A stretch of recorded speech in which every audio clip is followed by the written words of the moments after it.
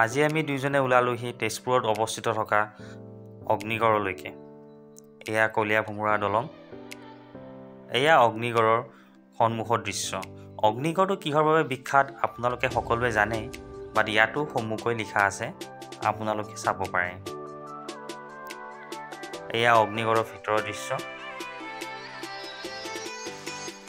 এতিয়া অগ্নিগড়ৰ ভিতৰত আমি অলপমান ওপৰলৈকে আহি দেখিলোঁ এয়া বানৰজাই মহাদেৱ শিৱক আৰাধনা কৰি থকা দৃশ্য।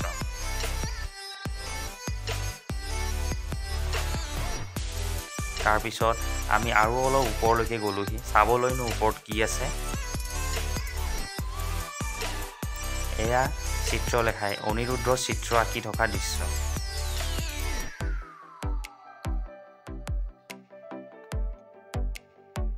আৰু এয়া ওপৰৰ ভিউ।